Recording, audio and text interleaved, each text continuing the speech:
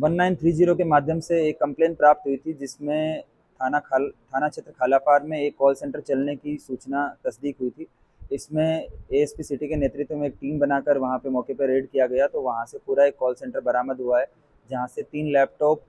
लगभग 20 के आसपास मोबाइल फ़ोन्स और लगभग 30 के आसपास सिम बरामद हुई है। ये जो यहाँ पे इसको 2 लोग चला रहे थे, ये दोनों लोगों ने बहुत सारी लड़कियां यहाँ एम्प्लॉयज़ के तौर पे रख रखी है, जो पुणे और उसके आसपास के क्षेत्र के बेरोजगार युवाओं को फ़ोन करते हैं और उनको जॉब दिलवाने के नाम पे उनसे एडवांस सिक्योरिटी मनी डिपॉजिट करवा लेते हैं। ये सिक्योरिटी मनी 2500 से 5000 के बीच में रहती है, और फिर उसके बाद में उनकी जॉब ना लगवा के और उनके जब वो पैरवी करते हैं तो इनके नंबर्स वगैरह ब्लॉक कर देते हैं। इस तरह से ये पुणे और उसके आसपास के क्षेत्र के लोगों को, बेरोजगार जो लोग हैं, उनको टारगेट करके और उनसे पैसा हड़पने का ये एक पूरा सिस्टम चल रहा था, जिसमें जो इनको कॉल्स जो की जा रही थी वो यहाँ मुजफ्फरनगर के खालापार से की जा रही थी। पुलिस द्वारा इसमें दो मुख्य अभियुक्त हैं, अहाद और जुबैर, इनको गिरफ्तार किया गया है। और पूछताछ में ये पता चला है कि ये जो जिन कंपनीज के नाम पे जॉब दिलवाते हैं,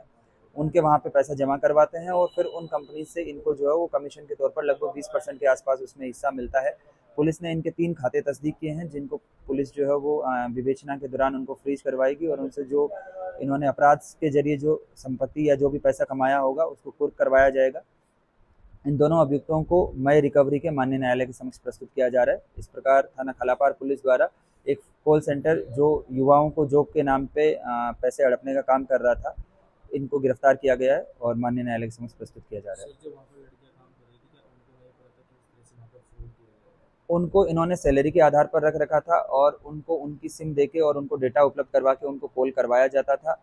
पूछताछ के दौरान जो है वो उन्होंने बताया कि इनको ये इस चीज़ का अंदाज़ा नहीं था कि ये जो काम कर रहे हैं फिर आगे जॉब दिलवाई जाती है या नहीं दिलवाई जाती है। इनका काम उन लड़कों को वहाँ पहुँचाना होता था, लेकिन इस बात की अभी पुष्टि नहीं हुई है कि इनके द्वारा इस आपराधिक कृत्य में इनके साथ मिलीभगत रही हो, या इनको जो ये पूरा जो सिस्टम चल रहा था, जो ऑर्गेनाइज्ड क्राइम के तौर पर ये जो चल रहा था, इसमें इनको सैलरी के अलावा और अगर कोई अन्य प्रलोभन मिला होगा तो विवेचना के दौरान उन पे भी कार्रवाई की जाएगी।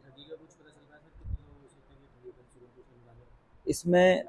जैसे जब विवेचना के दौरान या जो प्रारंभिक पूछताछ हुई है, इसके दौरान जब पता किया तो ये लगभग लगभग कई हज़ारों लोगों के साथ जो है उन्होंने फ़ोन किए, क्योंकि ये काफ़ी समय से इस तरह से कॉल्स की जा रही थी और हर महीने ये लगभग लगभग 30 से 40 हज़ार लोगों को कॉल करते थे। तो ये काफ़ी बड़ी संख्या में जो लोग हो सकते हैं जो इनकी ठगी का शिकार बने हैं। पुणे की पुलिस से जो है वहाँ से भी संपर्क किया जा रहा है और इसके संबंध में जो कार्रवाई की गई है उसके संबंध में उनको अवगत कराया जा रहा है। अगर वहाँ से कोई इसमें कंप्लेनेंट अपनी ओर शिकायत दर्ज कराता है तो इसमें भी फिर जो कार्रवाई होगी वो लिंक की जाएगी। इस प्रकार के और अन्य भी जनपद मुजफ्फरनगर में कार्रवाइयाँ हुई है। आपने देखा होगा कि कुछ दिन पहले साइबर सेल ने भी एक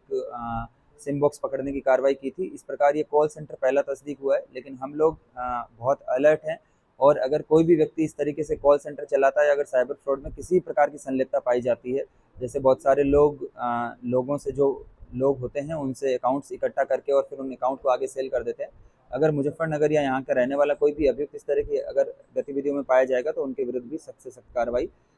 अमल में लाई जाएगी।